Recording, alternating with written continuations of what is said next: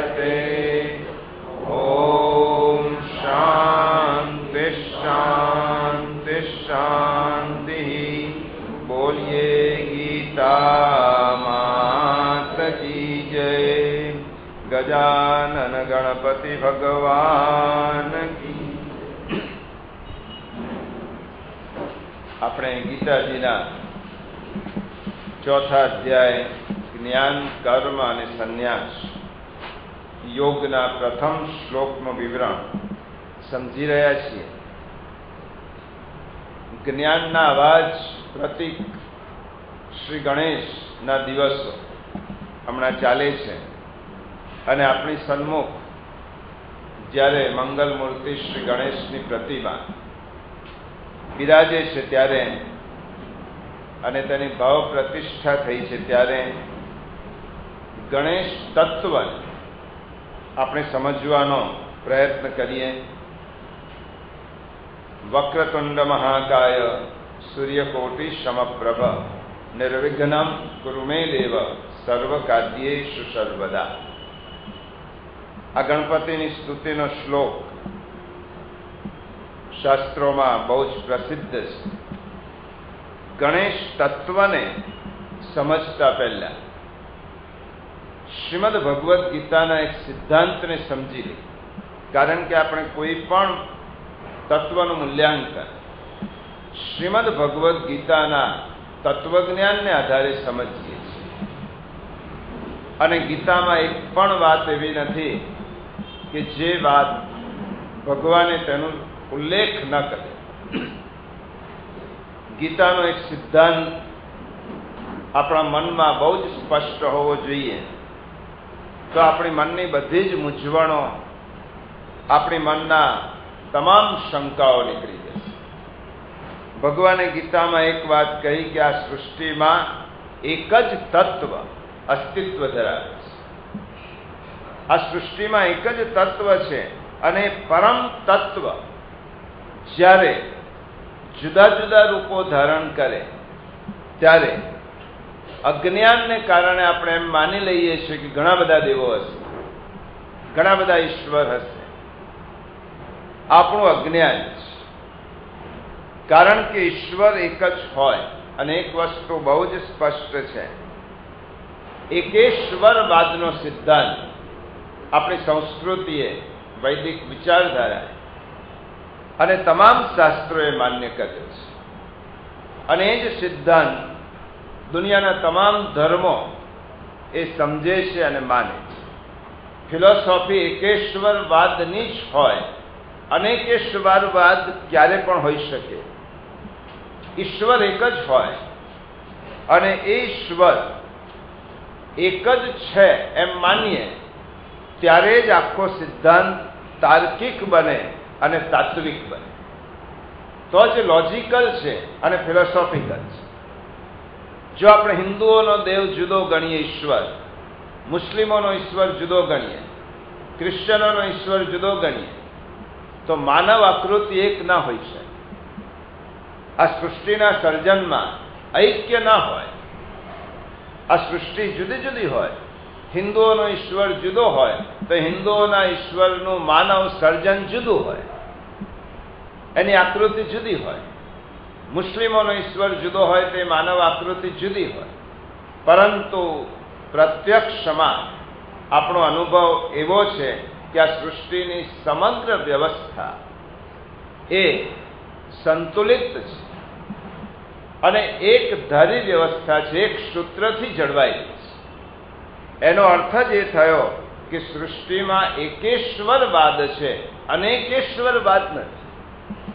ઈશ્વર એક જ હોઈ શકે અને એક જ છે.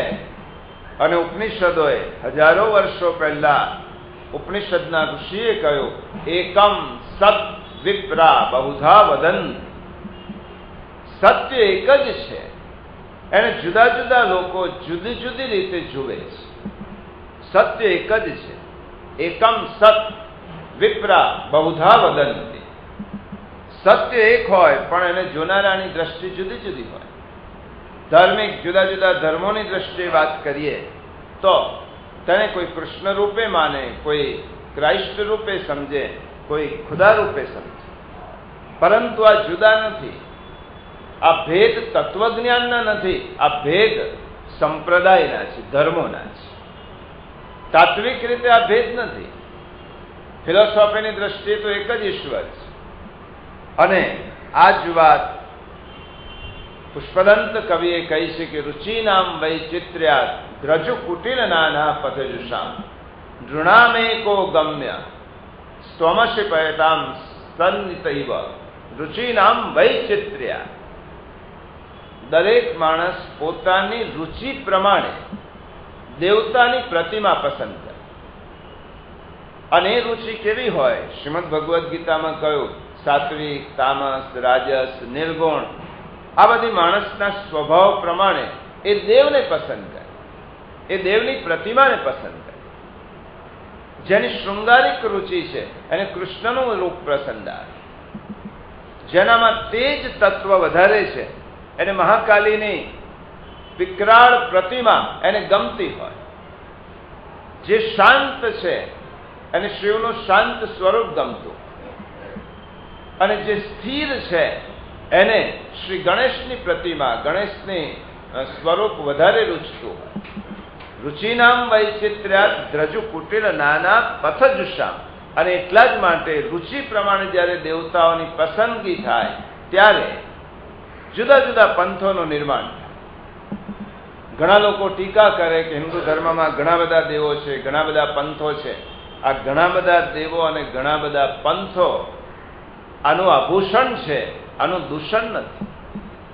અહીંયા ક્યારેય પણ કોઈ દેવની પ્રતિમાને જ માનવું એવો આપણા વૈદિક ઋષિનો આગ્રહ નહોતો. કારણ કે વૈદિક ઋષિને ખબર હતી કે માણસની પ્રકૃતિ જુદી જુદી છે, અને જુદી જુદી પ્રકૃતિ પ્રમાણે માણસ જ્યારે થાળી પીરસી હોય, થાળીમાં 25 વસ્તુ હોય, બધા જ માણસો એક જ વસ્તુ પસંદ કરશે એ નથી, એવું નથી.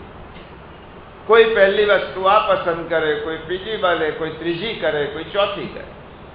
પીરસાયેલી થાળીમાં બધી જ ખાદ્ય સામગ્રીમાં જ્યારે આપણે ખાદ્ય સામગ્રી પસંદ કરવાની છૂટ હોય અને રુચિ પ્રમાણે માણસ પસંદ કરે, એવી રીતે પ્રકૃતિના તમામ ઈશ્વરના જુદા જુદા રૂપોને માણસ પોતાની રુચિ પ્રમાણે પસંદ કરે છે.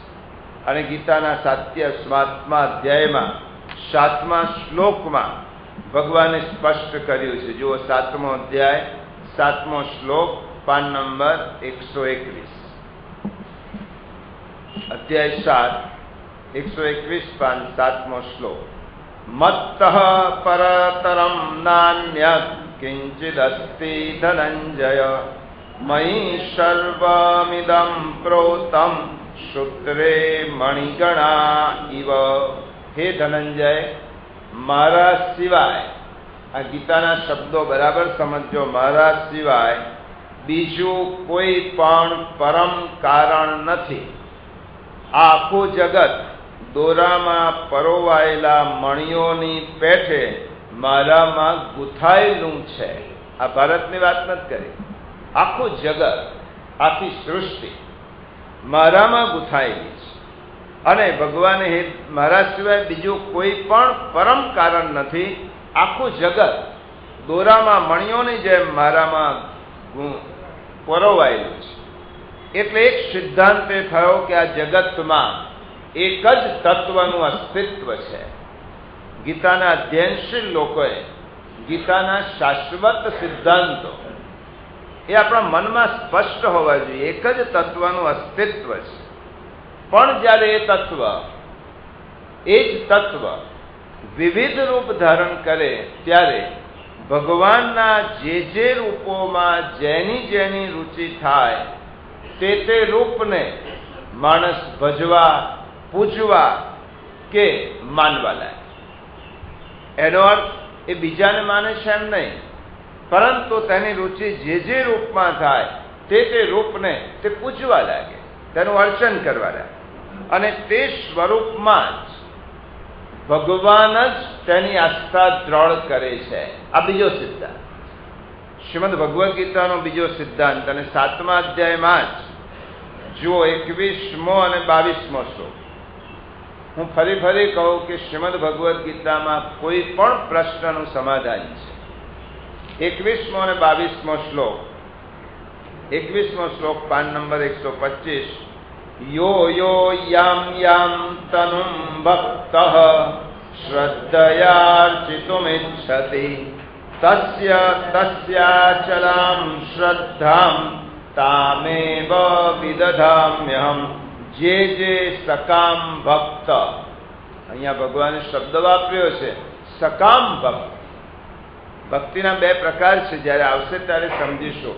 એક સકામ ભક્તિ છે અને એક નિષ્કામ ભક્તિ છે.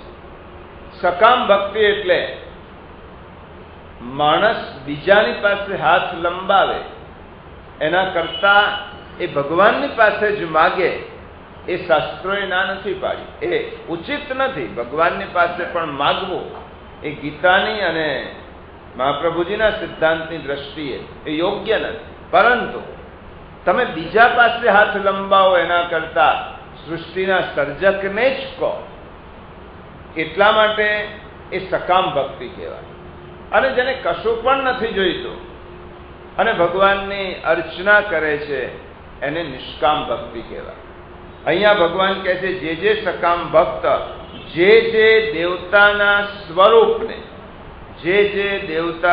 સ્વરૂપને શ્રદ્ધાથી પૂજવા ઈચ્છે છે તે ભક્તની શ્રદ્ધાને હું એ જ દેવતા પ્રત્યે દ્રઢ કરું છું. આ ગીતાના ભગવાને કહેલું છે જે સ્વરૂપમાં શ્રદ્ધાથી જે દેવતાના સ્વરૂપને પૂજવા ઈચ્છે તે ભક્તની શ્રદ્ધાને હું એ જ દેવતા પ્રત્યે દ્રઢ કરું છું. અને સતયા શ્રદ્ધયા યુક્ત તસ્યારાધનમિહતે લભતે ચ તતઃ કામાન મયૈવ વિહિતાન હિતાન. એ માણસ એ શ્રદ્ધાથી યુક્ત થઈ એ દેવતાનું પૂજન કરે છે અને એ દેવતા પાસેથી મારા વડે જ વિધાન કરેલા એ ઈચ્છેલા ભોગોને નિઃસંદેહ પામે છે. આ ગીતામાં ભગવાનની વાત થઈ કે એ દેવતા પ્રત્યે હું એની રુચિ સ્થિર કરું છું. એ આસ્થા દ્રઢ ભગવાન કરે છે અને એટલા માટે 7મા અધ્યાયમાં ભગવાને સ્પષ્ટ વાત કહી. અને આ જ વાતની પુષ્ટિ બધાને કદાચ આપણી અને ઘણા બધા લોકોની ગેરસમજ છે. આ દેવ મોટો, આ દેવ નાનો. દેવતાઓમાં મોટું નાનું કોઈ હોઈ શકે જ નહીં. તત્વતઃ એક જ સ્વરૂપના જુદા જુદા પ્રકારો છે. અને આ જ વાતની પુષ્ટિ બ્રહ્મ વૈવર્ત પુરાણ ઘણા બધા છે, તેમાં બ્રહ્મ વૈવર્ત પુરાણમાં એક ગણપતિ ખંડ છે. 17 પુરાણો અને 18મું શ્રીમદ ભાગવત પુરાણ, જેની કથા આજથી જ અહીંયા ગોવર્ધનનાથજી મંદિરમાં પ્રારંભ થવાની છે. મહાત્મ્ય કથા ગઈકાલે થઈ ગઈ. અને એ મહાપુરાણ શ્રીમદ ભાગવત પણ બ્રહ્મવૈવર્ત પુરાણમાં એક કથાનક છે. એ કથાનક એવું છે, આ સાંભળ્યા પછી આપણને એમ લાગશે કે કૃષ્ણ, શિવ અને રામ કે ગણપતિ પ્રત્યેનો ભેદ મારા મનમાં હોય તો તે મારું અજ્ઞાન છે. આ કથા એવી છે કે એકવાર ભગવાન શ્રી કૃષ્ણ વૃદ્ધ બ્રાહ્મણના રૂપે, આ કપોળ કલ્પિત કથા નથી, પુરાણની કથા છે. શ્રી કૃષ્ણ ભગવાન બ્રાહ્મણના રૂપે, વૃદ્ધ બ્રાહ્મણના રૂપે પાર્વતીજી પાસે પધાર્યા અને તેમની સ્તુતિ કરતા કહેવા લાગ્યા, હે દેવી, જે ગણેશ રૂપ જે શ્રી કૃષ્ણ છે તે દરેક કલ્પમાં તમારા પુત્ર રૂપે પ્રગટ થાય છે, અવતરે છે એમ કહેવાય. જન્મે છે એમ ના કહેવાય. ફરીથી સમજી લઈએ. જન્મવું આપણા માટે છે. જન્મ તેને લેવો પડે કે જેને કર્મના બંધન પૂરા કરવા માટે વિવશતાથી પણ ફરજિયાત આવવું પડે, એને જન્મ કહેવાય. અવતરણ એને કહેવાય કે જેને કર્મના બંધન માટે આપવું પડતું નથી, અવતરતી એ નીચે આવે છે, પોતાનું સ્થાન છોડીને નીચે આવે એને અવતાર કહેવાય. અને પ્રગટ થવું એને કહેવાય જે વસ્તુ જ્યાં આપણને દેખાતી નથી પણ તે વસ્તુ ત્યાં છે, અને જે વસ્તુ અચાનક જ્યારે દેખાવા લાગે ત્યારે એમ કહીએ કે તે પ્રગટ થઈ. વસ્તુને આવવા જવાનું હોતું નથી, વસ્તુ સનાતન વસ્તુને પ્રગટ થવાનું હોય છે. એ આપણા અજ્ઞાનને કારણે આપણને ન દેખાય પણ તે વસ્તુ ત્યાં છે. દાખલા તરીકે ઈશ્વરનું અસ્તિત્વ કણે કણમાં છે, એ શાશ્વત સિદ્ધાંત છે. પરંતુ એ ઈશ્વર અપ્રગટ છે, આપણને દેખાતો નથી, કારણ કે આપણી દ્રષ્ટિની એટલી બધી ઉચ્ચ અવસ્થા. પરંતુ એ કણમાંથી જ્યારે કોઈ ઈશ્વર પ્રગટ થાય ત્યારે આપણે પ્રગટ થયો એમ કહીએ. એટલે વૃદ્ધ બ્રાહ્મણ રૂપે શ્રી કૃષ્ણએ પાર્વતી માતાને કહ્યું કે ગણેશ રૂપ જે શ્રી કૃષ્ણ છે તે દરેક કલ્પમાં તમારા પુત્ર તરીકે પ્રગટે છે, અને આ જન્મે પણ તેઓ શીઘ્ર રૂપે તમારા પુત્ર તરીકે તમારી ગોદીમાં બાળક તરીકે પ્રગટ થવાના છે, અવતાર લેવાના છે. આ બ્રહ્મવૈવર્ત પુરાણની કથા અનુસાર પછી કહ્યું કે આવું કહી વિપ્રરૂપધારી શ્રી કૃષ્ણ અંતર્ધ્યાન થઈ ગયા. અને તેવામાં જ એક અત્યંત સુંદર સુકુમાર સર્વાંગ મનોહર એક બાળક પાર્વતી માતાની ગોદમાં અવતરિત થયો. એટલો સુંદર બાળક, એટલો તંદુરસ્ત સુકુમાર. પાર્વતી માતા બહુ પ્રસન્ન થયા. આ બાળક એટલો દેદીપ્યમાન સુંદર સર્વાકર્ષક હતો કે તેના દર્શન માટે જુદા જુદા દેવો પધાર્યા. સ્વર્ગમાંથી દેવો છે, ગંધર્વો છે, વગેરે યોનિના તમામ લોકો ત્યાં પધાર્યા. ઋષિમુનિઓ પણ આવ્યા. બાળકના દર્શન કરી અને એમ માનવા લાગ્યા કે આ સુંદર બાળક છે. એક દિવસ તે બાળકને જોવા માટે શનિદેવ આવ્યા. શનિદેવ પાર્વતી માતા પાસે બેઠેલા છે, પણ વક્ર દ્રષ્ટિથી જુએ છે. એમની દ્રષ્ટિ ગણેશ પર નથી, એમની દ્રષ્ટિ આ બાળક પર નથી. ગણેશ નામ તો પછી થયો, આ બાળક પર નથી, એને જોતા નથી. ત્યારે પાર્વતી માતા પૂછે છે કે તમે મારા બાળક તરફ શા માટે જોતા નથી? આટલો સુંદર બાળક છે. શનિદેવ કહે છે, હે માં, તમે પૂછો છો ત્યારે કહું કે કોઈક અપરાધવશ મારી જ પત્નીએ મને શ્રાપ આપ્યો છે. એ શ્રાપ એવો છે કે હું જેની સામે જોઉં એનું મસ્તક એના ધડથી અલગ થઈ જાય. આવો શ્રાપ છે, એટલા માટે હું નથી જોતો. અને આ શ્રાપિત થઈને આવ્યો છું, પરંતુ બધા જ લોકો અહીંયા આવ્યા એટલે માટે મારે આપવું જોઈએ એટલે આવ્યો છું, પણ જોતો નથી. પાર્વતી માતા કે એવો શ્રાપ શું હોય? મને શ્રદ્ધા છે, કશું જ નહીં થાય, તું જો આ બાળક સામે. શનિદેવે એ બાળક સામે પાર્વતીની માતાની આજ્ઞાથી જોયું ખરું, અને જોતાની સાથે શ્રાપ અને વરદાન બંને સત્ય પડે છે. પણ એક વસ્તુ સમજી લઈએ, શ્રાપ જીવનમાં એક જ વખત આપી શકાય અને વરદાન વારંવાર આપી શકાય. શ્રાપ આપતી વખતે તમારી બધી જ શક્તિ, એક જણને શ્રાપ આપો એટલે બધી જ શક્તિ તે જ ક્ષણે ખલાસ થઈ જાય. અને જે સમયે તમે બીજાને વરદાન આપો એ સમયે તમારી પાસે જે શક્તિ હોય એમાં વૃદ્ધિ થાય.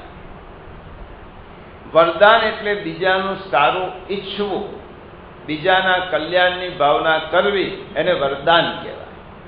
અને શ્રાપ એટલે બીજાનું ખોટું ઈચ્છવું, બીજાનું અશુભ અમંગલ ઈચ્છવું, એને શ્રાપ કહેવાય. અને અમંગલ અને અશુભ ઈચ્છનાર જે ક્ષણે એમ કહે છે એની પાસે પોતાનું સામર્થ્ય હોય તો શ્રાપ આપતાની સાથે જ એનું સામર્થ્ય ખલાસ થઈ જાય છે. શ્રીમદ ભાગવતના હમણાં મનમાં ભાગવતના જ વિચારો છે, એટલા માટે ભાગવતમાં પરીક્ષિત રાજાને સુખદેવજી પધાર્યા, પણ પરીક્ષિત રાજાને જ્યારે શૃંગી ઋષિએ શ્રાપ આપ્યો, આજથી 7મા દિવસે તક્ષક નાગ તને કરશે. અને ભાગવતમાં એમ લખ્યું છે, અને મહાપ્રભુજીએ તેના ઉપર ટીકા લખી છે, આ શ્રાપના શબ્દો જે ક્ષણે શૃંગી ઋષિ બોલ્યા એ જ ક્ષણે એનું બ્રહ્મ તેજ નષ્ટ થઈ ગયું. શ્રાપ તો સાચો પડ્યો જ, પરંતુ એનું જીવનનું બ્રહ્મ તેજ ખલાસ નિસ્તેજ થઈ ગયા. મોઢા ઉપરથી તેજ જતો રહ્યો, કારણ કે બીજાનું અમંગલ ઈચ્છ્યું. આવી રીતે જ્યારે આપણે પણ બીજાનું અમંગલ ઈચ્છીએ છીએ ત્યારે, ભલે આપણે શ્રાપ આપવાની સામર્થ્ય આપણામાં નથી, એટલા માટે આપણે આપી શકતા નથી, પરંતુ આપણે મનમાં બીજાનું અમંગળ ઈચ્છીએ ત્યારે એટલું યાદ રાખો, બીજાનું તો અમંગળ થતા થશે, પણ જે ક્ષણે આપણે અમંગળ ઈચ્છીએ છીએ તે જ ક્ષણે આપણી અંદરનું તેજ એટલું નષ્ટ થાય છે, આપણા પુણ્યો ખલાસ થાય છે. અને કોઈની તમે શુભ ભાવના કરો, સારું થાય. સારું થવાનું ન થવાનું ઈશ્વરને આધીન છે, પણ તેનું મંગલ થાય, તેનું સારું થાય. સારું થાય એવું જ્યારે ઈચ્છો છો તે જ ક્ષણે તમારી અંદર એક પ્રકારની દિવ્યતા વધે છે. અને એટલા માટે આપણે ઉપનિષદોએ કહ્યું કે એક શ્લોક, એક મંત્ર વારંવાર બોલવો જોઈએ. સર્વે ત્રસ્ત સુખિનઃ સંતુ, સર્વે સંતુ નિરામયા, સર્વે ભદ્રાણી પશ્યંતુ, મા કશ્ચિત દુઃખમાપ્નુયાત. આમ બોલવાથી બીજાનું મંગલની ભાવના કરીએ છીએ, અને જ્યારે બીજાના મંગલની ભાવના કરીએ છીએ ત્યારે બીજાનું મંગલ તો ઈશ્વર કરવાવાળા છે, પણ આપણું કશું બગડતું નથી, આપણા પુણ્યની વૃદ્ધિ થાય છે. એટલા માટે શનિએ કહ્યું, માં મને શ્રાપ છે હું નહીં જો. પાર્વતી માતાએ આગ્રહ કર્યો, માની આજ્ઞામાંની શનિએ બાળક પ્રત્યે જોયું, અને એ બાળકનું ધડથી મસ્તક જુદું થયું. એ જ ક્ષણે સર્વત્ર હાહાકાર થઈ ગયો. અને તે વખતે ભગવાન વિષ્ણુ પુષ્પભદ્રા નદીના જંગલમાંથી એક હાથીના બચ્ચાનું મસ્તક છેદીને લાવ્યા અને તે તેનું સંધાન કર્યું. આ સાંભળતા આજના લોકોના કદાચ ગળે ન ઉતરે તેવી વાત છે, પરંતુ 200-500 વર્ષ પહેલા ભાગવતમાં લખ્યું હતું કે ગોપીને દૂર શ્રવણની શક્તિ હતી, દૂરદર્શનની શક્તિ હતી. તે વખતે લોકો એમ કહેતા હતા કે દૂરદર્શન અને દૂરશ્રવણ થોડું થઈ શકે, માણસ અહીં બેઠો બેઠો હજારો માઇલ દૂરની વાત કેવી રીતે સાંભળી શકે, અને હજારો માઇલ દૂર રહેતા વ્યક્તિને કેવી રીતે જોઈ શકે. આજે યંત્રના માધ્યમથી આપણે અમેરિકામાં બેઠેલી વ્યક્તિ સાથે અહીંયા બેઠેલી વ્યક્તિ જેમ વાત કરી શકીએ. આ ભાગવતનો સિદ્ધાંત ખોટો નથી. મંત્ર આધીન દેવો હતા, આ વખતે યંત્ર આધીન દેવો છે કલિયુગમાં. તે વખતે મંત્ર આધીન દેવો હતા. એટલા માટે દૂરદર્શન અને દૂરશ્રવણ આવી ગોપિકાઓને શક્તિ હતી. ત્યારે જ્યારે મોબાઈલ કે દૂરદર્શનની શોધ નહોતી થઈ ત્યારે એમ માનતા હતા આ ગપ્પા છે બધા. રામ પુષ્પક વિમાનમાં સીતાજીને લઈને અયોધ્યા પધાર્યા. આ વિમાનની શોધ થયેલા પહેલા રામાયણમાં લખેલી વસ્તુ છે, અને આપણે તે વખતે એને લોકો નહોતા માનતા કે હવાઈ માર્ગે કોઈ દિવસ ઉડી શકાય, પરંતુ આજે વિજ્ઞાને સત્ય સાબિત કરી બતાવ્યું. આજે વિજ્ઞાને સત્ય સાબિત કર્યું ત્યારે આપણી આંખો ખુલી કે આવું હોઈ શકે. રામાયણમાં લખ્યું છે કે વશિષ્ઠએ અશ્મક નામના શસ્ત્રથી પ્રસૂતિ કરાવી. એમાં પથ્થર લખ્યો છે, શિલા લખી છે, પણ અશ્મક નામનું એક શસ્ત્રથી એ પ્રસૂતિ કરાવી હતી. કુદરતી નહીં, કૃત્રિમ રીતે. આજે આપણે જેને સીઝર કહીએ છીએ, એ વખતે વશિષ્ઠએ કરાવી હતી. આજે આપણે એમ થાય છે કે એક ગજનું, હાથીનું મસ્તક એક માનવ દેહના ધડ પર કેવી રીતે સંધાન થઈ શકે, આપણા માટે આજે કોયડો છે. પરંતુ વિજ્ઞાન તે સાબિત કરશે કે એકનું ધડ આજે જુદા જુદા આંતરિક અંગ અને પ્રત્યંગને તો બીજા શરીરમાં પ્રત્યારોપણ કરવા માટે મેડિકલ સાયન્સ સફળ થયું છે. આજે એકનું હૃદય, એકની કિડની બીજાને કામ લાગે, એકનું અંગ પ્રત્યંગ બીજાને જીવાડી શકાય, એકનું લીવરથી બીજાને જીવતદાન આપી શકાય. તો બહાર અંદરના અંગ પ્રત્યંગોનું જો પ્રત્યારોપણ કરી શકાય તો ભવિષ્યમાં એ પણ આવશે કે એક ધડ સાથે બીજા કોઈ પ્રાણીના ધડનું સંધાન થઈ શકે છે. અને તે સમયે વિષ્ણુએ તે સંધાન કર્યું. સ્કંદ પુરાણમાં આ કથાનક જુદા રૂપમાં છે. અને એ જ્યારે ગજનું સંધાન કર્યું ત્યારે હવે આપણને એક પ્રશ્ન થાય, બુદ્ધિશાળી છે, કે જો ગજનું જ સંધાન કરવું તો બીજા કોઈ માણસનું સંધાન કેમ ન કરે? પરંતુ વિષ્ણુની સામે તે સમયે જે જીવ હશે અને તેનું આયુષ્ય પૂર્ણ થવાનું હશે, કોઈને મારીને કોઈને જીવાડવાની આપણી સંસ્કૃતિ નથી કે વિષ્ણુ ભગવાને હાથીને મારી નાખ્યો અને આ પાર્વતી પુત્રને જીવિત કર્યા. એનું આયુષ્ય પૂર્ણ થવાનું હશે અને જીવાત્મા તે વખતે વિષ્ણુની સામે હશે. બીજા કોઈ માણસને મારી અને પાર્વતી પુત્રને જીવતો રાખે તો એકના હિંસાની હત્યા લાગે. એટલા માટે જેનું આયુષ્ય પૂરું થવા ગજનું હાથીનું મસ્તક એના ઉપર સંધાન કરે. સ્કંદ પુરાણમાં જુદી કથા છે, એમાં શિવજીનો ઉલ્લેખ છે. આવી રીતે જુદા જુદા પુરાણોમાં અનેક કથાઓ કલ્પભેદથી પ્રચલિત છે. આપણને એમ પણ પ્રશ્ન થાય કે જુદા જુદા પુરાણોમાં જુદી જુદી કથા કેમ? તો જુદા જુદા કલ્પે આ અવતાર જુદો જુદો ધારણ થાય. આપણે એમ માનીએ કે કૃષ્ણ એક જ યુગમાં પ્રગટ થયા. કાલની મહાત્મ્યની કથામાં કહ્યું કે ભાગવતનું સર્જન ત્રીજા દ્વાપરના અંતમાં થયું. ત્રીજો દ્વાપર એટલે પહેલા 2 દ્વાપર થઈ ગયા હોવા જોઈએ તો જ ભાગવતમાં લખે ને. ત્રીજા દ્વાપરના અંતમાં થયું. એનો અર્થ 2 દ્વાપર થઈ ગયા અને ભાગવતમાં આખી કથા છે કે 4 યુગની 4 વખત આવર્તન થાય ત્યારે બ્રહ્માનો 1 દિવસ પૂરો થાય. 4 યુગનો આવર્તન 4 વખત થાય એટલે કલિયુગ 1 વાર, પછી પહેલા સતયુગ, ત્રેતા, દ્વાપર, કલિયુગ, આ ચોકડી 4 વખત ફરે ત્યારે બ્રહ્માનો 1 દિવસ પૂરો થાય. એટલા માટે આ જ અધ્યાયમાં આપણે જેને સમજીએ છીએ, 4થા અધ્યાયમાં ભગવાન કહેવાના છે સંભવામી યુગે. એક યુગમાં નહીં, અનેક યુગમાં હું જન્મ ધારણ કરું છું. એટલે એક યુગ નથી, અનેક યુગમાં ભગવાન જુદા જુદા રૂપે જન્મ ધારણ કરે. અને એ કૃષ્ણ એ જુદા જુદા યુગમાં હોય એટલે કૃષ્ણની કેટલી કથાઓ જુદી હોય, ગણપતિની જુદી હોય, જુદી જુદી હોય. અને મહાપ્રભુજીનું માનવું છે સ્પષ્ટ. આ બધા સિદ્ધાંતો આપણા મનમાં સ્પષ્ટ થવા જોઈએ. મહાપ્રભુજી આપણને એમ કહે કે સારસ્વત કલ્પમાં થયેલા શ્રી કૃષ્ણ એ પુષ્ટિમાર્ગમાં સેવ્ય છે. એનું કારણ શું? તો મહાપ્રભુજીએ કહ્યું એ કલ્પમાં શ્રી કૃષ્ણ પરિપૂર્ણ અવતાર રૂપે પ્રગટ થયા હતા. બીજા યુગમાં થયેલા કૃષ્ણ એ કૃષ્ણ જ છે, પરંતુ પરિપૂર્ણ અવતાર રૂપે એ થયા નહોતા. પણ સારસ્વત કલ્પના કૃષ્ણ એ પરિપૂર્ણ અવતાર છે. એટલા માટે પુષ્ટિમાર્ગનો એક સિદ્ધાંત છે. ટૂંકમાં તત્વતઃ એક જ તત્વ છે. કેટલાક લોકો શંકા કરે, અને આપણે રામાયણમાં વાંચીએ છીએ કે ગણેશજી શિવ પાર્વતીના પુત્ર છે. આ શાસ્ત્રો કહે છે, પુરાણો કહે છે. અને રામાયણમાં વાલ્મીકી અને તુલસીદાસજીએ લખ્યું કે શિવ પાર્વતીના વિવાહ વખતે ગણપતિનું પૂજન થયું. તો આ કયા ગણપતિનું પૂજન?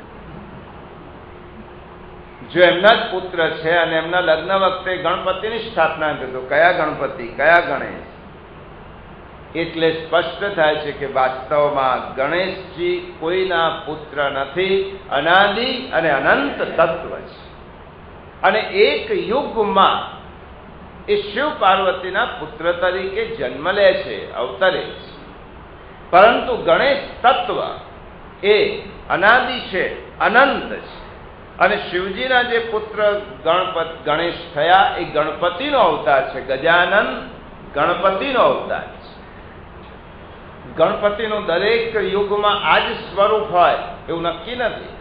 પરંતુ જ્યારે શિવ પાર્વતીના પુત્ર રૂપે થયા અને આ ઘટના બની, એટલા માટે તેમના ઉપર ગજનું આનંદ છે, ગજનું મોઢું છે. એટલા માટે તે ગજાનંદ કહેવાય. બીજા યુગમાં ગણપતિના જુદા જુદા પણ નામો હોય. જેવી રીતે વિષ્ણુ અનાદિ છે, રામ, કૃષ્ણ, નૃસિંહ, વામન, હયગ્રીવ આ તેમના અવતાર છે, એવી રીતે ગણપતિનો પણ એક અવતાર છે શિવ પુત્ર રૂપે. અને ગણપતિ તત્વ ગણપતિ કર્મ ફળના પરિણામે શરીર ધારણ કરીને આવેલા મનુષ્ય નથી કે કર્મનું ફળ ભોગવવા માટે માના ગર્ભમાં રહ્યા હોય ને પછી એમનો જન્મ થયો, એવું નથી. આ ગણેશ તો આ ગણપતિ તો અમૈથુની સૃષ્ટિના અનાદિ રૂપે સ્વતંત્ર દેવ છે. આ ગણેશ દેવ છે એટલે ગણેશ તત્વની ઉપાસના શા માટે આવી? આ ગણેશ તત્વની ઉપાસના એટલા માટે આવી, આપણે ગયા વખતે થોડોક મુદ્દો આ છેડ્યો હતો સૂર્યનો પરિચય મેળવવા. પંચદેવની ઉપાસના પૌરાણિક નહીં, વૈદિક છે. 5 દેવની ઉપાસના એ વૈદિક ઉપાસના છે. ગણપતિ વૈદિક દેવ છે, પુરાણના નથી કે કલયુગના દેવ નથી, પણ વૈદિક પ્રતિમા રૂપે ગણપતિનું અસ્તિત્વ છે. અને શબ્દકલ્પ ધ્રુમ કોશમાં લખ્યા પ્રમાણે આદિત્યમ ગણનાથંચ દેવીમ રુદ્રંચ કેશવમ પંચદૈવતમિત્યુક્તે સર્વ કર્મસુ પૂજય. આમાં લખ્યું કે પંચદેવની ઉપાસના એટલે કયા પંચદેવ? આ કોઈની કલ્પના, કોઈની કપોળ કલ્પિત કલ્પના નથી, પણ આ સૃષ્ટિની ઉત્પત્તિ, પિંડ અને બ્રહ્માંડની ઉત્પત્તિ પંચ તત્વમાંથી થઈ. પંચ મહાભૂત તત્વ એ વિજ્ઞાનને બધા જ સાબિત કરે છે. અને જ્યારે માણસનું મૃત્યુ થાય ત્યારે સંસ્કૃતમાં એમ કહેવાય પંચત્વગત. એનું મરણ થયું એમ ના કહેવાય, પંચત્વગત. એ દેહ 5 તત્વોમાં વિલીન થઈ ગયો. પૃથ્વી તત્વ પૃથ્વીમાં ગયું, અગ્નિ તત્વ અગ્નિમાં ગયું, વાયુ વાયુમાં ગયું, જલ જલમાં ગયું. એવી રીતે આ પંચ તત્વથી સમગ્ર સૃષ્ટિનું સર્જન થયેલું છે.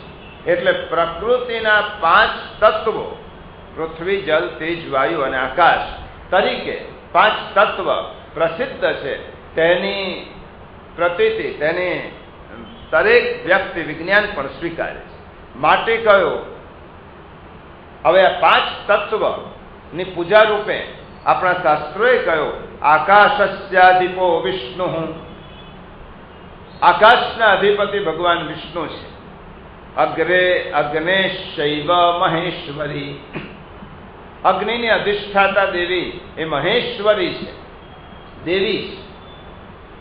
વાયો સૂર્ય. વાયુના અધિષ્ઠાતા ગઈ વખતે જોઈએ તો આવતા વખતે હજી વિશેષ વાત કરીશું. વાયુના અધિષ્ઠાતા સૂર્ય છે.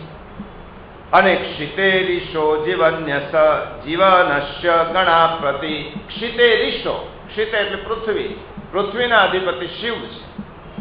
અને જીવનસ્ય એટલે જલ ના અધિપતિ ગણાધિપ, જલના અધિપતિ ગણેશ. આ પંચ તત્વના 5 દેવો પંચ તત્વનું પ્રતીક છે. મહર્ષિ વેદવ્યાસે હજારો વર્ષ પહેલા એક પુરાણમાં લખ્યો હતો કલૌ ચંડી વિનાયકૌ. સતયુગમાં એક દેવનું પ્રાધાન્ય હોય, એક તત્વનું એક દેવ એનું પ્રાધાન્ય હોય. દ્વાપરમાં એક દેવનું પ્રાધાન્ય હોય, ત્રેતામાં એક દેવનું પ્રાધાન્ય હોય. મહર્ષિ વેદવ્યાસે લખ્યું કલૌ ચંડી વિનાયકૌ. કલયુગમાં આ બંને દેવતાની પ્રધાનતા રહેશે, એક ચંડી અને એક વિનાયક. અને આપણે જોઈએ છીએ વિનાયક એટલે ગણપતિના દિવસો અને નવરાત્રિ એટલે ચંડી માતાના દિવસ. આ બંનેનું પ્રાધાન્ય રહેશે. અને એટલા માટે પૃથ્વીના અધિપતિ શિવ, જલના અધિપતિ ગણેશ, તેજના શક્તિ, વાયુના સૂર્ય અને આકાશના વિષ્ણુ. હવે આપણને પ્રશ્ન થાય કે સૃષ્ટિમાં પ્રથમ પૂજા ગણપતિની કેમ?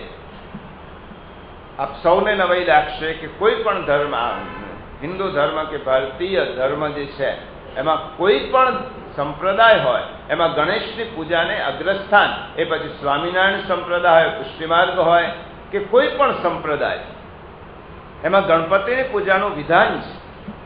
એ વિધાન શા માટે છે? પ્રથમ ગણપતિ પૂજા થાય. અને ભાગવતની દ્રષ્ટિએ કહું તો સમુદ્ર મંથન વખતે દેવતાઓ અને અસુરોએ સમુદ્ર મંથનનો પ્રારંભ કર્યો ત્યારે જે મંદરાચલ પર્વત એ ડૂબવા લાગ્યો ત્યારે ભગવાને કહ્યું, એક ભૂલ તમારાથી થઈ ગઈ છે કે તમે વિઘ્નેશને યાદ કર્યા નથી. આ ભાગવતની કથા છે. વિઘ્નેશનો અર્થ વિઘ્ન દૂર કરનાર. પરોક્ષ રીતે આ દેવનું પૂજન કર્યું. શા માટે એનું પ્રથમ પૂજન થાય? ગણપતિની પ્રથમ પૂજા કેમ? પુરાણોમાં તો એમ કહ્યું છે કે એમને આશીર્વાદ હતા, આ હતું તે હતું. એ પૌરાણિક કથાઓને આપણે થોડીક નજરઅંદાજ કરી અને ઉપનિષદ અને વેદની રૂપે જોવા જઈએ તો મહોપનિષદમાં કહ્યું, અથ પુનરેવ નારાયણ સોન્યત કામો મનસા ધ્યાયત. આ 5 તત્વોમાં પહેલું તત્વ કયું થયું? આપણને પ્રશ્ન થવો જોઈએ. પૃથ્વી, જલ, તેજ, વાયુ અને આકાશ. આ પંચ તત્વમાં પહેલું તત્વનું કયું સર્જન, પહેલું કયું તત્વ પ્રગટ થયું? તો એમ કહ્યું ઉપનિષદમાં, અથ પુનરેવ નારાયણ સોન્યત કામો મનસા ધ્યાયત તસ્ય ધ્યાનાંત લલાટાત સ્વેદો અપતત. આ ઉપનિષદનો મંત્ર છે. ત્યાર પછી ભગવાન નારાયણે મનથી ધ્યાન કર્યું અને તે અંતસ્થ ધ્યાનમાં લીન નારાયણના લલાટમાંથી પરસેવાની ધારાઓ નીકળી અને એ પરસેવાની ધારાઓ ચારે બાજુ વ્યાપી અને તે થયો પ્રથમ તત્વ જલ. આ જલની ઉત્પત્તિ નારાયણના સ્વેદમાંથી, સ્વેદ બિંદુઓમાંથી જલ ઉત્પન્ન થાય. શ્રુતિ એમ કહે છે તત જલાન. આ સૃષ્ટિના આરંભમાં પહેલું જલ હતું અને એટલા જ માટે દશાવતારમાં પહેલો અવતાર કયો આવે? મત્સ્ય. પહેલો મત્સ્ય અવતાર. કારણ કે મત્સ્ય પાણીમાં રહે, એ સ્થળ પર ના રહે, એ આકાશમાં ના રહે. અને તત જલાન, જ્યારે જલની ઉત્પત્તિ થઈ ત્યારે ભગવાનને પહેલો અવતાર લેવાનો થયો તો મત્સ્ય અવતાર લીધો. એ મનુની વાર્તા જ્યારે આવશે આ જ અધ્યાયમાં ત્યારે આપણે જોઈશું. પછી મનુસ્મૃતિમાં કહ્યું, અપએવ સસર્જાદૌ તાસુ બીજમ અવાસૃજત. આ સૃષ્ટિમાં પહેલું તત્વ જલ હોવાથી જલના અધિષ્ઠાતા દેવ શ્રી ગણેશ હોવાથી તેમની પહેલી પૂજા થાય છે. જલ તત્વ પહેલું છે. જલના અધિષ્ઠાતા ગણેશ છે એટલા માટે પંચભૂતાત્મક પંચદેવ પૂજામાં ગણેશની પહેલી પૂજા થાય. એટલું જ નહીં, બધા જ વેદોમાં. હું એટલા માટે કહું, શ્રી ગણેશની પ્રતિમા આજે જે ચાલે છે એના સંદર્ભમાં આપણે વાત નથી કરતા. આજે તો બધે જ વિકૃતિ આવી છે. આજે જે ગણેશ ઉપાસના કે ગણપતિની અપવાદ બાદ કરતા એક દેવને જ્યારે એક પ્રદર્શનનું સાધન બનાવી દેવામાં આવે, આનાથી વધારે ધર્મ અને સંસ્કૃતિની બીજી મશ્કરી હોઈ શકે. એ દેવને તમે ધારો તેવા પોશાક પહેરાવી શકો, ધારો તે રીતે તે દેવને પ્રગટ કરી શકો. આ વૈદિક રીતે આ માન્ય નથી. વૈદિક દેવ ગણેશ વૈદિક દેવ છે અને તેનો પહેલું મંત્ર ઋગ્વેદમાં, પહેલો વેદ ઋગ્વેદ, અને ઋગ્વેદમાં પહેલો જ મંત્ર કયો? ગણાનાન્ત્વા ગણપતિમ હવામહે કવિમ કવીનામ ઉપશવસ્તમમ જ્યેષ્ઠરાજમ બ્રહ્મણા બ્રહ્મણસ્પત. આ પહેલું મંત્ર એ ગણપતિનો છે. શુક્લ યજુર્વેદમાં પણ ગણાનાન્ત્વા ગણપતિ ગું હવામહે પ્રિયાણાન્ત્વા પ્રિયપતિ ગું હવામહે. આ યજુર્વેદમાં થયો. અથર્વ શીર્ષમાં પણ ગણપતિની ઉપાસના આ પહેલો મંત્ર થયો. અને રામાયણના કરતા તુલસીદાસજીએ પહેલી ગણપતિની સ્તુતિ કરી. વર્ણાનામ અર્થસંધાના છંદાનામ તેજસામ મંગલાનાંચ કર્તારઃ વંદે વાણી વિનાયકૌ. પહેલી સ્તુતિ ગણેશની થઈ. બીજું કારણ ભગવાન ગણેશની પહેલી પૂજા કેમ થાય છે? અધ્યયનશીલ લોકોએ આ જાણવું જોઈએ. આ વાત પ્રચલિત થાય ન થાય જુદી વસ્તુ છે, પણ આપણી સંસ્કૃતિ અને વેદ અને ઉપનિષદના વિચારોને આપણે સમજવા છે. શા માટે પહેલી ઉપાસના? પહેલો ધ્વનિ આ દુનિયામાં પ્રગટ થયો તે કયો હતો? ઓમકાર. પહેલો ધ્વનિ આ દુનિયામાં શબ્દ સૃષ્ટિનો પ્રારંભ થયો ત્યારે સ્વર નહીં, વ્યંજન નહીં, એક ધ્વનિનું નિર્માણ થયું અને તે ઓમકાર. બ્રહ્માના મુખમાંથી ઓમકાર થયો અને તેમાંથી વેદો નિર્માણ થયા. બ્રહ્મનો નિરાકાર સ્વરૂપ એ ઓમકાર અને બ્રહ્મનું ઓમકારનું સાકાર સ્વરૂપ એટલે ગણેશ. ઓમનું સ્વાકાર સ્વરૂપ. ગણેશની પ્રતિમા ઓમમાં જ પ્રતિબિંબિત થવી જોઈએ. આ વૈદિક આજ્ઞા છે. કોઈ પણ ગણેશની પ્રતિમા તમે જોશો તો ઓમકારનું સ્વરૂપ હોવું જોઈએ. એટલે ઓમકાર એ ગણેશની પ્રતિમામાં ઓમકાર એ જોવા મળે છે. અને અથર્વશીર્ષમાં કહ્યું અકારો પૂર્વ રૂપમ, મકારો મધ્ય રૂપમ, અનુસ્વાર ચાંત રૂપમ, બિંદુ રૂપત્ત રૂપમ. આ ગણપતિ અકારો મધ્ય રૂપમ, જે ઓમકારમાં અ છે, મ છે અને ઉ છે, આ ગણપતિના સ્વરૂપમાં જોવા મળે. અને બિંદુ છે. અકાર ચરણ યુગલ, જ્ઞાનેશ્વરે એમની ગીતામાં કહ્યું અકાર ચરણ યુગલ. ઉકાર ઉદર વિશાલ, મકાર મહામંડલ મસ્તકાકારે. આવી રીતે એકનાથે ગણપતિનું સૂચન એમને જ્ઞાનેશ્વરી ગીતામાં કહ્યું. એવી રીતે અથર્વશીર્ષમાં કહ્યું કે અકાર એ ગણપતિનું ઉપરનું રૂપ છે, મકાર મધ્યરૂપ છે અને ઉકાર એ ગણપતિનું નીચેનું રૂપ છે. આવી રીતે ગણપતિનો પ્રથમ પૂજા એટલે ઓમકાર એ પ્રથમ ધ્વનિ છે. પ્રથમ ધ્વનિ જેનાથી પ્રતિબિંબિત થાય એનું પૂજન પહેલું થાય. ભગવાન ગણપતિ વિઘ્નહર્તા ગણાય છે. વિઘ્નની વ્યાખ્યા આપણા શાસ્ત્રોમાં, વિઘ્ન એટલે આપણે એટલું જ સમજીએ કે આપણને કોઈ ક્લેશ, દુઃખ, દર્દ આવે આ વિઘ્ન કહેવાય. વિઘ્નની વ્યાખ્યા એવી આપવામાં આવી કે વિશેષેણ જ્ઞંતિ ઇતિ વિઘ્નમ. જે આપણા વિશેષનો નાશ કરે એનું નામ વિઘ્ન કહેવાય. વિશેષનો નાશ. માણસ પાસે વિશેષ શું છે? વિવેક બુદ્ધિ એ વિશેષ છે, વિશ્વાસ એ વિશેષ છે, વિજય પ્રાપ્તિ એ વિશેષ. આ જે વિશેષનો જે નાશ કરે એને વિઘ્ન કહેવાય. અને આ વિઘ્નના દૂર કરનારા ગણેશ છે એટલા માટે ગણપતિને વિઘ્નનાશક કહેવાય. મારામાં વિવેક બુદ્ધિ જાગૃત થવી હોય, કરવી હોય તો ગણપતિ એ વિવેક બુદ્ધિ જાગૃત કરી શકે. વિવેક, વિશ્વાસ અને વિજય, આ ત્રણ વસ્તુમાં જો પ્રતિબંધ મને નડતા હોય તો ગણપતિની ઉપાસના તેના માટે જરૂરી છે. ગણપતિના 12 નામ પ્રસિદ્ધ છે. સુમુખ છે, એકદંત છે, કપિલ છે, ગજકર્ણક છે, લંબોદર છે, વિકટ છે, વિઘ્નનાશક છે, વિનાયક, ધૂમ્રકેતુ, ગણાધ્યક્ષ, ભાલચંદ્ર અને ગજાનન. દ્વાદશ સૂર્ય પણ આપણે આવતા વખતે જોવાના છે. 12 નામ, 12 પાછળનું પણ એક વિજ્ઞાન છે. ભાગવતના પણ 12 સ્કંદ છે. અને 12 નામ કેમ? કારણ કે શ્રુતિમાં કહ્યું વિરાટ પુરુષ દ્વાદશાંગોયમ પુરુષ. વિરાટ પુરુષના 12 અંગ છે અને એટલા જ માટે ગણપતિના 12 નામ છે. ગણપતિનો અર્થ થાય ગણાનામ પતિ. ગણ એટલે સમૂહ. ગણ શબ્દ સમૂહવાચક પ્રકીર્તિત. આપણે ગણ બોલીએ, ગણનો અર્થ એક નહીં, સમૂહ. ગણપતિ એટલે સમૂહના પતિ, સમૂહના રક્ષક, સમૂહના નેતા, સમૂહના લીડર. એટલા માટે તેમનું નામ ગણપતિ થયું. વર્ણાનામ અર્થસંગાનામ. આ તુલસીદાસજીએ કહ્યું બધા જ ગણ છે એના અધિપતિ છે ગણેશ. અને ગણેશ એટલે લીડર, ગણેશ એટલે નેતા, ગણેશ એટલે સંરક્ષક.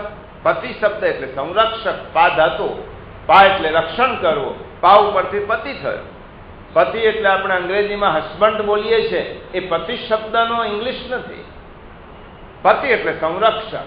આપણે ગૃહપતિ બોલીએ, સેનાપતિ બોલીએ. આ જે પતિ છે એ રક્ષકના અર્થમાં છે. આ ગણપતિ, ગણોના પતિ, એ ગણપતિ. હવે નેતા પાસે કયા ગુણો હોવા જોઈએ એ ગણપતિની પ્રતિમા દર્શાવે છે. એટલા માટે ગણપતિનું એક નામ ગુણપતિ પણ છે. એ ગુણોના પણ પતિ છે અને ગણના પણ પતિ છે. હવે જે નેતૃત્વ કરે છે એની પાસે ગણપતિના લક્ષણો હોવા જોઈએ. અને આ યુગ નેતૃત્વનો યુગ છે, એટલા માટે ગણપતિની ઉપાસના વિશેષ પ્રચલિત છે. કારણ કે નેતાઓએ તેમની પાસે શીખવા જેવું છે. ગણપતિના જુદા જુદા ગુણો છે. સમય પણ થયો છે, પરંતુ એકદમ એક દ્રષ્ટિથી જોઈ લઈએ. એમની જે સૂક્ષ્મ આંખો છે, આ ગણપતિની પ્રતિમાનું વૈદિક નિરૂપણ છે. એ સૂક્ષ્મ આંખો છે એ દીર્ઘ દ્રષ્ટિની પ્રતીક છે. માણસ જે નેતા છે એની ટૂંકી દ્રષ્ટિ હોય તે ચાલે નહીં. નેતાની હંમેશા દીર્ઘ દ્રષ્ટિ હોવી જોઈએ. હજારો 100 વર્ષ પછી પણ જે પરિસ્થિતિનું સર્જન થવાનું છે એનો ખ્યાલ નેતાને હોવો જોઈએ. એક દીર્ઘ દ્રષ્ટિનું પ્રતિબિંબ છે. અને હાથી પાસે આ ગુણ છે. સામુદ્રિક શાસ્ત્ર એમ કહે છે કે હાથી માણસની આકૃતિ પરથી માણસનું મૂલ્યાંકન કરી શકે છે. આ જુદા જુદા પ્રાણીઓના ગુણ છે. જેવી રીતે કાગડાનો એક ગુણ છે કે એને ભવિષ્યમાં બનતી ઘટનાઓનું એંધાણ કાગડાને આવે છે. એટલે આપણે ત્યાં કહેવત આવી કે આપણે ત્યાં કાગડો બોલે એનો અર્થ કોઈ મહેમાન આવવાનું છે. આ કેમ આવ્યું? આ કલ્પના નથી, પણ કાગડાને ખબર પડે છે કે ભવિષ્યમાં જે ઘટનાઓ છે એ ઘટનાઓનું એંધાણ એને ખબર પડે. ભૂચાલમાં ભૂકંપ આવવાનો હોય ત્યારે પૃથ્વી ઉપર ફરનારા કેટલાક પ્રાણીઓને તેની પહેલેથી ખબર પડે. એટલે કૂતરા છે, ઉંદર છે વગેરે, આ વનસ્પતિ, આ પ્રાણીશાસ્ત્ર છે. એ લોકો તે જમીન છોડી દે. એમને ખ્યાલ આવી જાય કે અહીંયા કંઈ હિલચાલ થવાની છે. એવી રીતે જુદા જુદા પ્રાણીઓ, જુદી જુદી વનસ્પતિઓની એક લાક્ષણિકતા છે. હાથીની એક લાક્ષણિકતા છે, માનવ આકૃતિ ઉપરથી તે માણસનું મૂલ્યાંકન કરી શકે. એટલે પહેલાના કાળમાં એવું કહેવાતું હતું કે રાજા નિર્વંશ મૃત્યુ પામે ત્યારે એના વંશમાં કોઈ ન હોય. હવે રાજા પછી ગાદી પર કોણ બેસશે એ નક્કી કરવાનું હોય તો કોણ નક્કી કરે? કોઈ માણસ નક્કી ના કરે. ચૂંટણી પ્રથા એ વખતે નહોતી. એટલા માટે એક ગજરાજ માણસોના સમૂહમાંથી પસાર થાય અને એ સમૂહ પર ગજરાજના સૂંઢમાં એક માળા આપી પડે, ફૂલની માળા. અને ગજરાજ જ્યારે થાય અને ગજરાજ માણસોના મોઢા જોતા જોતો જાય ત્યારે એને જે વ્યક્તિ યોગ્ય લાગે એના ગળામાં એ માળા પહેરાવે અને તે વ્યક્તિ રાજા થાય. આ હાથી નક્કી કરતો હતો. એટલા માટે રાજાની સવારી ગજ ઉપર નીકળે, હાથી ઉપર નીકળે. અને ભાગવતની દ્રષ્ટિએ જોવું હોય તો કુવલયાપીડ હાથીએ 1000 હાથીઓનું બળ હતું એનામાં, પણ કૃષ્ણની સામે લડતા લડતા કુવલયાપીડ હાથી સમજી ગયો આ માણસ નથી, આ ઈશ્વર છે અને ઈશ્વર સાથે મારે યુદ્ધ ન થાય. એને ચમત્કારની દ્રષ્ટિએ જોવા જઈએ તો ચમત્કારની દ્રષ્ટિએ જોવાય, પણ ગજરાજની દ્રષ્ટિ હતી આ કૃષ્ણ છે અને તેની સાથે તેને હું મારીને ક્યાં રહું? એટલે ગજરાજને હણી નાખ્યો કૃષ્ણ ભગવાને, પણ કૃષ્ણને હાથીએ ન માર્યા. આ પણ એક કારણ હોઈ શકે. બીજું, ગજનું, ગણપતિનું નાક લાંબુ છે, કારણ કે નાક એ પ્રતિષ્ઠાનું દ્યોતક છે. કોઈની પ્રતિષ્ઠા જ્યારે ગઈ હોય ત્યારે આપણે શબ્દ વાપરીએ કે એનું નાક કપાઈ ગયું. જેનું નાક કપાઈ ગયું એની પ્રતિષ્ઠા દૂર થઈ. પણ ગણપતિનું લાંબુ નાક છે એ ગણપતિની દીર્ઘ પ્રતિષ્ઠા સૂચવે છે. એ ગણપતિની પ્રતિષ્ઠા છે. ટૂંકા પગ છે, બુદ્ધિમત્તાનું પ્રતીક છે. સામુદ્રિક શાસ્ત્ર એમ કે જે વ્યક્તિના પગ ટૂંકા હોય એની બુદ્ધિ વધારે હોય. જેની ગરદન ટૂંકી હોય એના માટે જુદું કહ્યું છે, પણ અહીંયા કહેવાનો અર્થ નથી.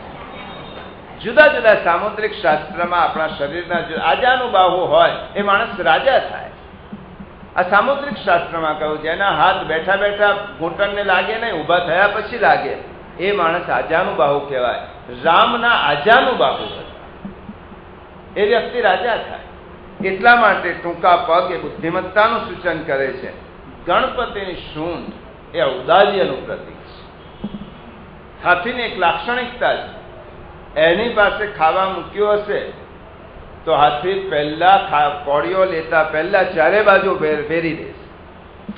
હાથી ખાતો હોય ને એની આસપાસ નાના નાના જીવજંતુઓ ભૂખ્યા રહે, એ હાથીને શોભાસ્પદ નથી. એટલા માટે સૂંઢ ભરીને ખાવાનું ચારે બાજુ પ્રસરાવી દેશે. આસપાસના બધાને મળવું જોઈએ. મૂષક સવારી એટલા માટે છે કે બીજું કોઈ પ્રાણી કરોડપતિના સોફા સેટ પર જાય, ઝૂંપડીમાં એક ગરીબની ઝૂંપડીમાં રસોડામાં જઈને પણ રોટલાનો ટુકડો ચાખી આવે, અને અબજોપતિના બંગલામાં પણ ક્યારેય ઘૂસીને તેની મીઠાઈ ચોરીથી ખાઈ આવે, આ માત્ર ઉંદર કરી શકે. આ ગણપતિની સામાજિકતા છે. એ શ્રીમંતને ત્યાં પણ જઈ શકે, ગરીબને ત્યાં પણ, ઝૂંપડીમાં પણ જઈ શકે અને મહેલમાં પણ જઈ શકે. જેલમાં પણ જાય, મહેલમાં પણ જાય, ઝૂંપડીમાં પણ જાય. એટલા માટે મૂષક સવારી, મૂષકને ઉપનિષદમાં માયાનું પ્રતીક કહ્યું. મૂષક એ માયાનું પ્રતીક છે, અને માયા ઉપર જે સવારી કરે એ ગણેશ. જેને માયા બાંધી શકતી નથી, જેને માયા વિચલિત કરી શકતી નથી, એટલા માટે મૂષક સવારી છે. ગણપતિની ચતુર્થી તિથિ છે, એ તુરીયાવસ્થાનું સૂચન કરે છે અને મહાવાક્યનું સૂચન કરે છે. જવા દો ગણપતિ માટે તો ઘણું બધું શાસ્ત્ર બહુ લાંબુ છે, અને આજે આપણે સમય 5 મિનિટ થોડું વહેલું પૂરું પણ કરવાનું છે, કારણ કે આજથી જ કથાનો પ્રારંભ થાય છે અને 12 વાગ્યાથી શ્રીમદ ભાગવત કથા એ મંદિરમાં શરૂ થશે. પ્રથમ દિવસ છે, 12 થી 3 નો ટાઈમ છે અને 4 થી 7 નો ટાઈમ છે. આ સમય દરમિયાન કોઈને પણ કોઈ પણ પ્રકારના સંકોચ વગર, કોઈ પણ પ્રકારના નિષેધ વગર આ કથા શ્રવણ કરવા માટે આવી શકાય છે. આપ સૌને એના માટે આમંત્રણ છે. આજના ગણપતિના દિવસોમાં ગજાનન, ગણપતિ, ગુણપતિ ભગવાનને આપણે યાદ કરીએ અને ગીતાનો સિદ્ધાંત હંમેશા યાદ રાખીએ. કોઈ પણ દેવને નમસ્કાર કરતી વખતે તે દેવ ઈશ્વરથી જુદો નથી, એકેશ્વરવાદ છે, અને એકેશ્વરવાદમાં ઈશ્વર જુદા જુદા સ્વરૂપ ધારણ કરતો હોય ત્યારે તે દેવ પણ આપણા વૈદિક સંસ્કૃતિમાં માન્ય છે. આજના દિવસે ગણેશને વંદન કરી, પ્રણામ કરી અને આજનો દિવસ પૂરો કરીએ.